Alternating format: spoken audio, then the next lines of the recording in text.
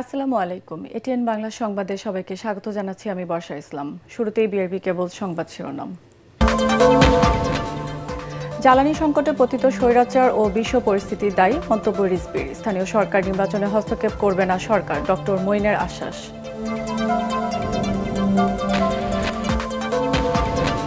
Gas সংকটে এক মাসে ৩ শতাধিক কারখানা বন্ধ। সংবাদ সম্মেলনে বিকেএমইএ জাতীয় গ্রিড ব্যবহারের সুযোগ পাচ্ছে বেসরকারি বিদ্যুৎ কেন্দ্রগুলো।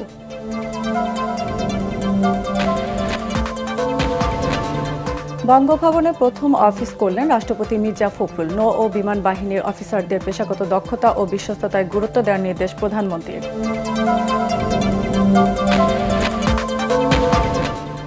বর্তমান সরকার ফ্যাসিবাদী আওয়ামী লীগের পথেই হাঁটছে, জামায়াত আমিরের অভিযোগ। অমীমাংসিত ইস্যু সমাধান ছাড়া প্রধানমন্ত্রীর ভারত সফরের বিরোধিতা নাহিদ ইসলামের। এবং চীন, জাপান, তুরস্ক ও পাকিস্তানের দূতাবাসে ইমেইলে হামলার হুমকি। সতর্ক অবস্থানে আইনশৃঙ্খলা বাহিনী। পরিকল্পিতভাবে আতঙ্ক সৃষ্টির চেষ্টা চলছে ডিএমপি। শুনছিলেন বিআরবি কেবল সংবাদ শিরোনাম, এবার বিস্তারিত।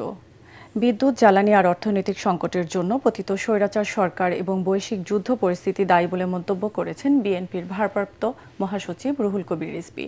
তিনি বলেন, এতে সরকারের কোনো ব্যর্থতা নেই। জিয়াউর রহমানের মাজারে শ্রদ্ধা নিবেদন শেষে সাংবাদিকদের রিজভী বলেন, এসব সংকট মোকাবেলা করে দেশের উন্নয়নে ব্যাপক পরিকল্পনা নিয়েছে সরকার। তৃণমূল পর্যায়ে দলকে সংগঠিত করার পরিকল্পনার কথাও জানান দলের ভারপ্রাপ্ত মহাসচিব। বিস্তারিত জানাচ্ছেন ইয়াসিন রানা।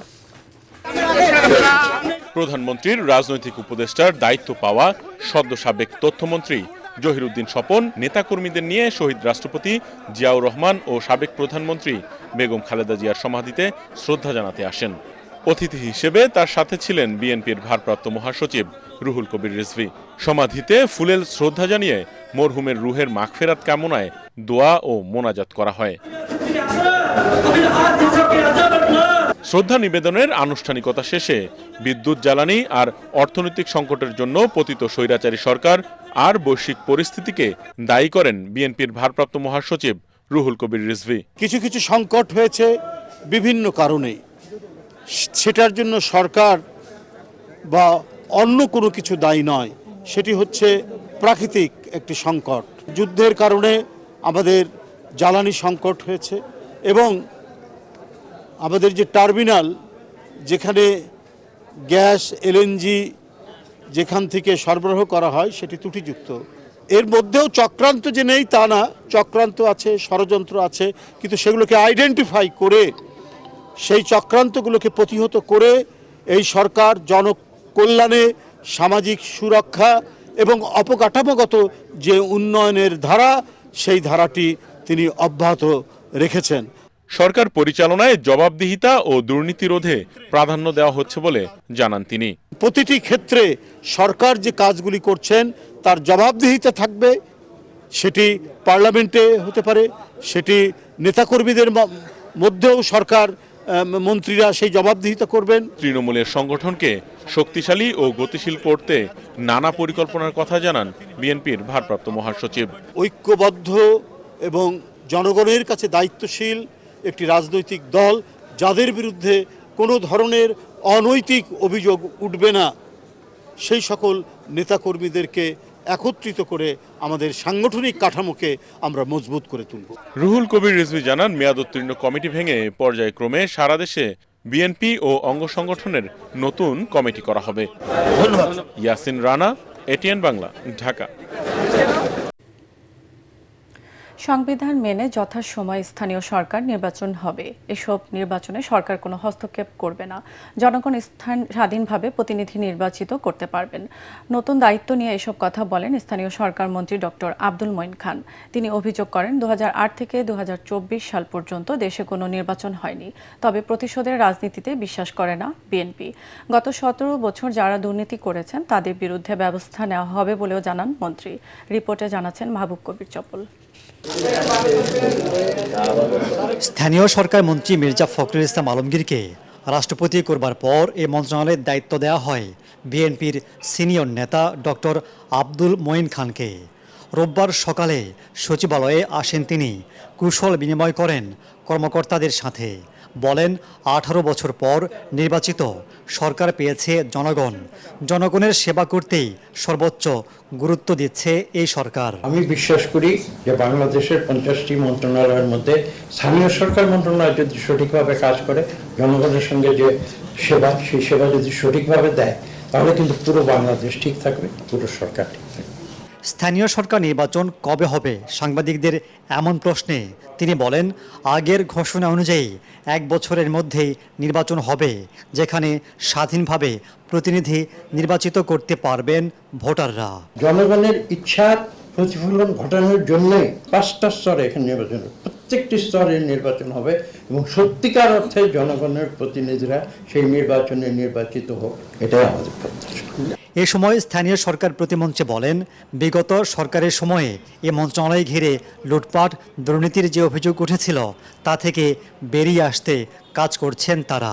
পুরনো যে আমাদের অনেক দুর্নাম রয়েছে এই মন্ত্রণালয়কে নিয়ে, বিগত সরকারের সময় লোপাট দুর্নীতি যে বিভিন্ন বিষয়গুলো রয়েছে, আমরা বিগত 6 মাসে চেষ্টা করেছি আগামী দিনগুলোতে মাননীয় মন্ত্রীর নেতৃত্বে আমরা আরও চেষ্টা করে একটি জায়গায় নিয়ে আসবো, যাতে সেই পুরানো ঐতিহ্য স্থানীয় সরকার পল্লন এবং সমবায় মন্ত্রণালয়ের সেই ঐতিহ্যকে আমরা ফিরে নিয়ে আসতে পারি। মাহবুব কবির, চপল, এটিএন বাংলা, ঢাকা। গ্যাস সংকটে গত 1 মাসে 3 শতাধিক কারখানা পুরোপুরি বন্ধ ছিল বলে জানিয়েছে Bangladesh knitwear manufacturers and exporters association BKMEA। নারায়ণগঞ্জের সংবাদ সম্মেলনে সংগঠনটির সভাপতি মোহাম্মদ হাতেম বলেন, গ্যাসের চাপ শূন্যের কাছাকাছি নেমে যাওয়ায় উৎপাদন ব্যাহত হচ্ছে। তৈরি পোশাক রপ্তানিও পড়েছে অনিশ্চয়তায়। তার দাবি, মাসে $1.5 থেকে $2 বিলিয়ন রপ্তানি আয় ব্যাহত হওয়ার শঙ্কা রয়েছে। এই সংকটে অর্ডার প্রতিবেশী দেশে চলে যাচ্ছে বলেও জানান তিনি। এ সময় সেপ্টেম্বরের মধ্যে তৃতীয় ভাসমান LNG টার্মিনাল স্থাপনের কাজ চূড়ান্ত করার দাবি জানানো হয়। গ্যাস নিয়ে সংকটে আমরা সবসময়ই ছিলাম, মানে আমরা কখনোই সংকট ছাড়া ছিলাম না, বাট এই সংকটটা একটু মানে এমন সংকট হয়েছে যেটা অতীতে কখনো এত বড় সংকটে আমাদের পড়তে হয়। গার্মেন্টস বানানোর কাজটা আমি করছি, কিন্তু গিয়ে ফিনিশিং আমি করতে পারছি না, কারণ আমার ফিনিশিং সেকশন আবার আয়রন চালাইতে হয় গ্যাস দিয়ে। ফলে এতে গিয়ে কিন্তু আমি আলটিমেটলি আমি কিন্তু রপ্তানিটা সম্পন্ন করতে পারছি না। এইভাবে কেউ আংশিক, কেউ সম্পূর্ণভাবে বন্ধ আছে অন্তত। তবে এই ক্ষেত্রে বলা যায় বন্ধ অন্তত এই সংকটকালে মিনিমাম 3 শতাধিক ফ্যাক্টরি পুরোপুরি বন্ধ। বেসরকারি বিদ্যুৎ কেন্দ্রগুলো জাতীয় গ্রিড ব্যবহার করে বিদ্যুৎ বিক্রির সুযোগ পেতে যাচ্ছে। নবায়নযোগ্য জ্বালানি ভিত্তিক বিদ্যুৎ কেন্দ্র থেকে প্রতি কিলোওয়াট 6 টাকা থেকে 48 পয়সা দরে কিনতে পারবে।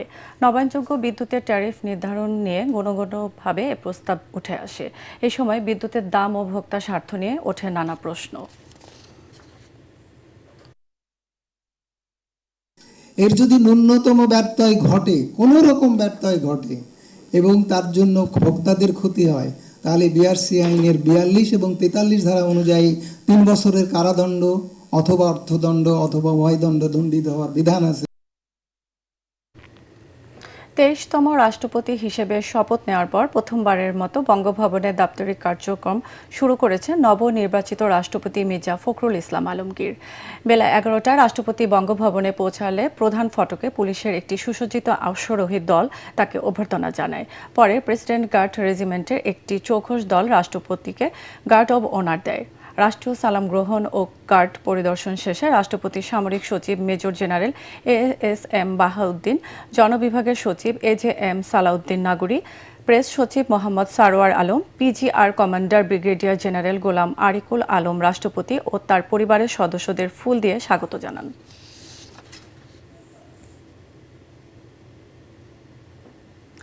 নৌবাহিনী ও বিমান বাহিনীর নির্বাচনী পর্ষদ 2026-এর আনুষ্ঠানিক উদ্বোধন করেছেন প্রধানমন্ত্রী তারেক রহমান, যেখানে রাজনৈতিক মতাদর্শ ও ব্যক্তিগত পছন্দ অপছন্দের ঊর্ধ্বে থেকে অফিসারদের পেশাগত দক্ষতা, নেতৃত্বের গুণাবলী, শৃঙ্খলা, সততা ও বিশ্বস্ততায় গুরুত্ব দিতে নির্বাচনী পর্ষদের সদস্যদের নির্দেশনা দিয়েছেন তিনি।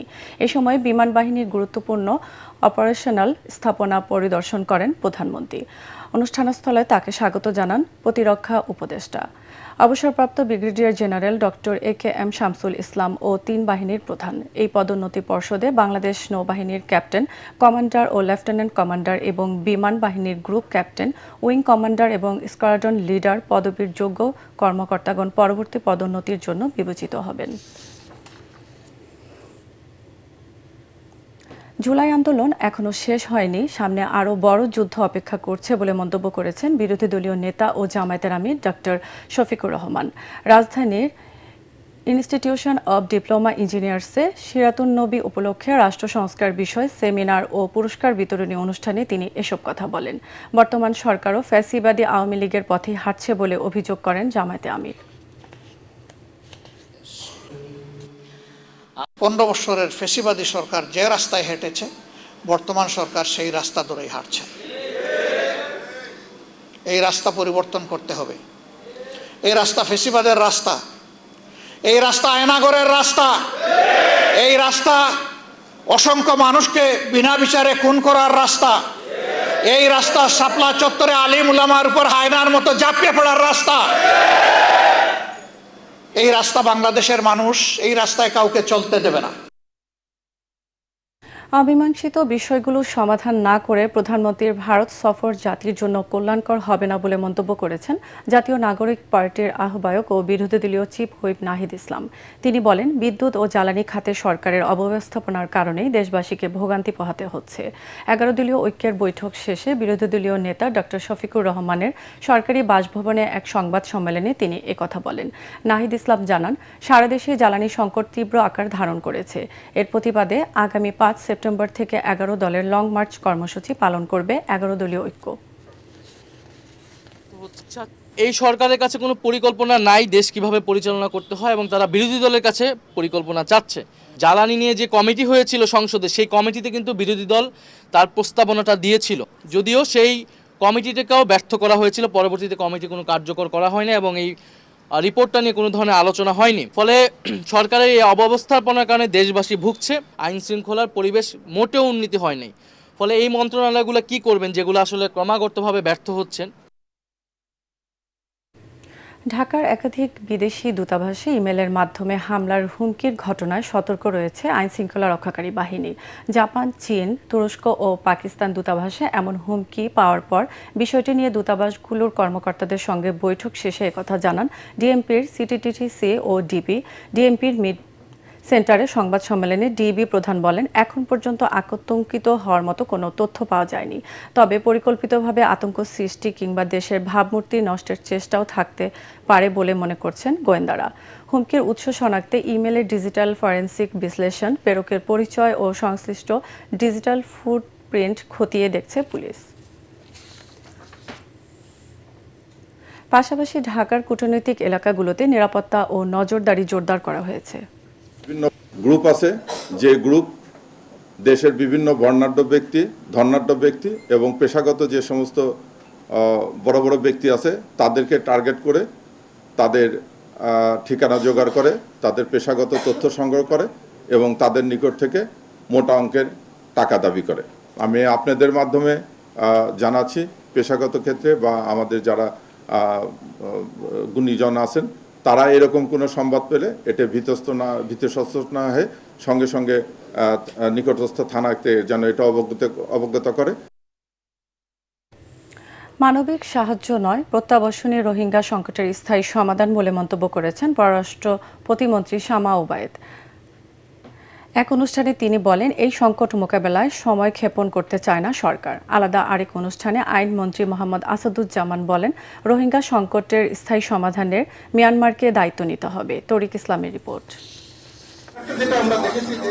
জাতীয় প্রেস ক্লাবের নীতি গবেষণা কেন্দ্রের উদ্যোগে অনুষ্ঠিত হয় রোহিঙ্গা সংকটের বর্তমান বাস্তবতা ও ভবিষ্যৎ করণীয় শীর্ষকেই সেমিনার। এতে আইনমন্ত্রী আসাদুজ্জামান অভিযোগ করেন, রোহিঙ্গা জনগোষ্ঠীর মানবাধিকার রক্ষায় কার্যকর পদক্ষেপ নিচ্ছে না মিয়ানমার। আমরা মিয়ানমারের অভ্যন্তরীণ বিষয়ে হস্তক্ষেপ করার পক্ষে না। আইনকে মাথায় রেখে, মানবাধিকার আইনকে মাথায় রেখে রোহিঙ্গা ইস্যুতে যে পদক্ষেপ নিতে চাই আন্তর্জাতিকভাবে, সেই পদক্ষেপ প্রকল্পের পিছনে বাংলাদেশের আপামর জনতার সমর্থন আছে। এদিকে রাজধানীর একটি হোটেলে রোহিঙ্গা সংকটের 1 দশক মানবিক প্রতিক্রিয়া থেকে টেকসই সমাধান শীর্ষক এই সেমিনারের আয়োজন করে কূটনৈতিক প্রতিবেদকদের সংগঠন DCAB. Till now, people are crossing border. 153,000 people cross the border. সেমিনারে পররাষ্ট্র প্রতিমন্ত্রী শামা ওবায়েদ জানান, সংকটকে 10 বছর থেকে 20 বছরে পরিণত হতে দেওয়া যাবে না। 10 years ago, Bangladesh responded to a humanitarian emergency. Today, we are confronting a protracted political crisis. That is not merely a humanitarian imperative, it is a political responsibility, it is a moral responsibility, and it is a responsibility that the international community must shoulder together.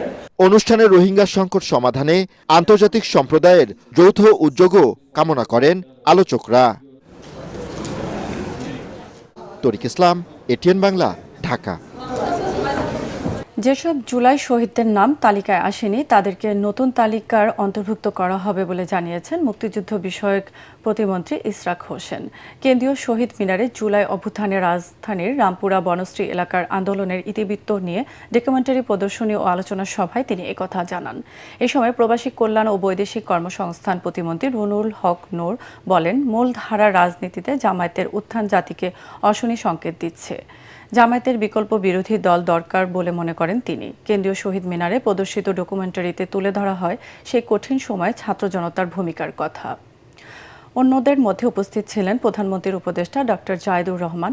আলোচকরা বলেন, জুলাই আন্দোলন কোনো বিশেষ দলের কৃতিত্ব নয়, সকল শ্রেণী পেশার মানুষের স্বতঃস্ফূর্ত অংশগ্রহণের পতন ঘটে ফ্যাসিবাদী আওয়ামী সরকারের। আমরা সিদ্ধান্ত নিয়েছি, আমরা এই তালিকাটিকে সর্বোচ্চ চেষ্টা দিয়ে সম্পূর্ণ করার চেষ্টা করব এবং আমাদের যারা শহীদরা রয়েছেন তারা যাতে হারিয়ে না যায় তাদেরকে তালিকাভুক্ত করার মাধ্যমে তাদের স্মৃতিটাকে আমরা ধরে রাখবো। জামাতের এই উত্থান কিন্তু ভবিষ্যতে বাংলাদেশকে কিন্তু আবার আরেকটা সংকটের দিকে নিয়ে যেতে পারে। জামাত যদি মেইন স্ট্রিম পলিটিক্সে ডমিনেট করে সেটা বাংলাদেশের জন্য একটা অশনি সংকেত। এনসিপির এখানে সুযোগ ছিল এই বিকল্প হওয়া, কিন্তু দুঃখজনক যে তারা একটা জামাতের প্রক্সি পার্টিতে আসলে পরিণত হয়েছে, যার ফলে সেই সম্ভাবনাটা তারাই নষ্ট করেছে। চট্টগ্রামের সীতাকুণ্ডে জাহাজ কাটার সময় বিষাক্ত গ্যাসে আক্রান্ত হয়ে নিহত 10 শ্রমিকের পরিবারের হাতে ক্ষতিপূরণের চেক তুলে দেওয়া হয়েছে। শিপ ব্রেকার্স অ্যান্ড রিসাইকালস অ্যাসোসিয়েশনের পক্ষ থেকে প্রত্যেক নিহতের পরিবারকে 10 লক্ষ টাকা করে দেওয়া হয়। পাশাপাশি সরকারের পক্ষ থেকে দেওয়া হয়েছে 25,000 টাকার চেক। শিপ ইয়ার্ড প্রাঙ্গণে আয়োজিত অনুষ্ঠানে জেলা প্রশাসন জাহিদুল ইসলাম মিয়া নিহতদের স্বজনদের হাতে এসব চেক হস্তান্তর করেন।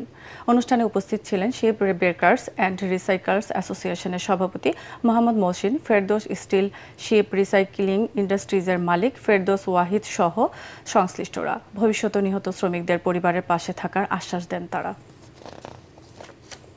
জায়গার মধ্যে বিপদটা হয়েছে, ওরা ওদের ইন্সপেকশনের মধ্যে বলা হয়েছে যে সে ক্লিন করেছে, কিন্তু আমরা যেটা ক্লিন পাইনি, যাতে ভবিষ্যতে এই ধরনের আর কোনো জাহাজ না পাঠায় বাংলাদেশে বাকি কোনো শিপব্রেকারের কাছে, আর যেন এই ধরনের বিপদ না হয়। আমরা সত্যি অনেক দুঃখিত আপনাদের এই বিপদের জন্য। এই বিপদের মুহূর্তে আপনাদের পাশে থাকবো সহ। এবার আন্তর্জাতিক সংবাদ।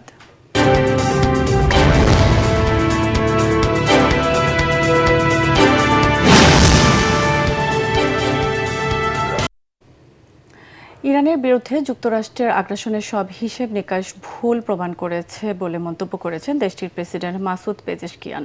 তিনি বলেন, মার্কিন প্রশাসন আশা করেছিল ভেনেজুয়েলার মতো ইরানকে অর্থনৈতিক ও সামাজিকভাবে ধসিয়ে দেওয়া যাবে, কিন্তু ইরানের প্রতিরোধ সেই সম্ভাবনা পুরোপুরি ব্যর্থ করে দিয়েছে। আল জাজিরার প্রতিবেদনে এসব তথ্য জানানো হয়। পেজেশকিয়ান আরও বলেন, অর্থনৈতিক, সামরিক ও নিরাপত্তা যুদ্ধের মোকাবেলা সত্ত্বেও ইরান তার অবস্থান থেকে এক চুলও পিছু হটবে না। এবার খেলার খবর।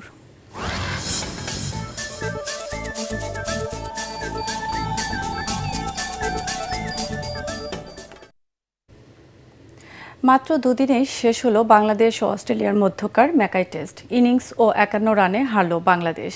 এই প্রথম দুদিনের টেস্ট হারল টাইগাররা। প্রথম ইনিংসে 64 রানে অল আউট হওয়ার পর দ্বিতীয় ইনিংসে 95 রানে অল আউট হয় বাংলাদেশ। এতে এই প্রথম টেস্টের দুই ইনিংসে 100-র নিচে অল আউট হলো শান্তরা। প্রথম ইনিংসে 210 রান করেছিল অজিরা। পরাগারমানের রিপোর্ট। প্রথম দিনেই যে ম্যাচে 18 উইকেটের পতন হয় সেই টেস্টের দৈর্ঘ্য বড় হওয়ার কথা নয়, হলোও না। প্রথম ইনিংসের বাজে ব্যাটিংয়ের ধাক্কা সামলে ঘুরে দাঁড়াতে পারল না বাংলাদেশ। ব্যাটসম্যানদের আসা যাওয়ার মিছিলে ম্যাকাই টেস্ট দুদিনেই জিতে নিল অস্ট্রেলিয়া। তাতে 2 ম্যাচের সিরিজ 1-1 ড্র করল লাল সবুজের দল। 146 রানে পিছিয়ে থেকে দ্বিতীয় ইনিংসে ব্যাট করে দলের 24 রানে সাদমান ইসলাম, মুমিনুল হক এবং তানজিদ হাসান তামিমের উইকেট হারায় বাংলাদেশ। প্রথম সেশন শেষে 3 উইকেটে 39 রান তুলে লাঞ্চ বিরতিতে যায় লাল সবুজের দল। এরপর কোনো ব্যাটসম্যানই অজি বোলিংয়ে প্রতিরোধ গড়ে তুলতে পারেনি। দলীয় 82 রানে তাইজুল ইসলামের উইকেট তুলে নিয়ে ম্যাচে 10 উইকেট শিকার করেন মিচেল স্টার্ক। দ্বিতীয় সেশন শেষে 8 উইকেট হারানো বাংলাদেশের সংগ্রহ ছিল 95 রান। অধিনায়ক নাজমুল হোসেন শান্ত দলের পক্ষে সর্বোচ্চ 31 রান করলেও মাত্র 95 রানে গুটিয়ে যায় সফরকারীরা। মুশফিক 29 রানে অপরাজিত থাকেন। এবারই প্রথম 100 রানের নিচে 2 ইনিংস শেষ হলো বাংলাদেশের। এর আগে 8 উইকেট 165 রান নিয়ে খেলতে নেমে 210 রানে থামে অস্ট্রেলিয়ার প্রথম ইনিংস। ব্যাটিং বিপর্যয়ে পড়া বাংলাদেশের প্রথম ইনিংস মাত্র 84 রানে গুটিয়ে যায়। অস্ট্রেলিয়াও বাংলাদেশের মধ্যকার টেস্ট ম্যাচে ম্যাকের 369 রানই সর্বনিম্ন স্কোর। ভেন্যুর অভিষেক টেস্টে 2 দিনের শেষ হওয়ার ঘটনাও এবারই প্রথম। পরাগারমান, এটিএন বাংলা। দর্শক, শেষ করার আগে বিআরবি কেবল সংবাদ শিরোনাম আরেকবার। জ্বালানি সংকটে পতিত স্বৈরাচার ও বিশ্ব পরিস্থিতি দায়ী মন্তব্য রিজভির। স্থানীয় সরকার নির্বাচনে হস্তক্ষেপ করবে না সরকার, ডক্টর মইনের আশ্বাস।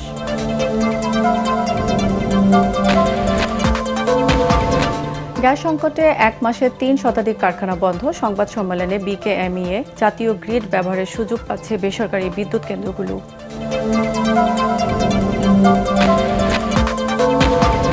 বঙ্গভবনের প্রথম অফিস করলেন রাষ্ট্রপতি মির্জা ফখরুল। নৌ ও বিমান বাহিনীর অফিসারদের পেশাগত দক্ষতা ও বিশ্বস্ততায় গুরুত্ব দেওয়ার নির্দেশ প্রধানমন্ত্রীর।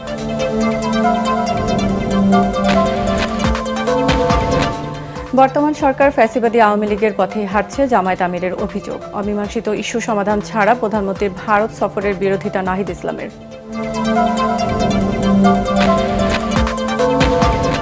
এবং চীন, জাপান, তুরস্ক ও পাকিস্তান দূতাবাসে ইমেইলে হামলার হুমকি। সতর্ক অবস্থানে আইনশৃঙ্খলা বাহিনী। পরিকল্পিতভাবে আতঙ্ক সৃষ্টির চেষ্টা চলছে বলে ডিএমপি।